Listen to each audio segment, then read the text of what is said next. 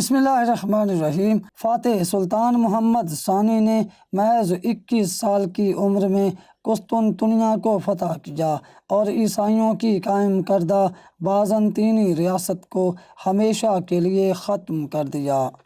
ان کو قیصر، سلطان الفاتح اور سلطان محمد الفاتح کے القابات سے یاد کیا جاتا ہے۔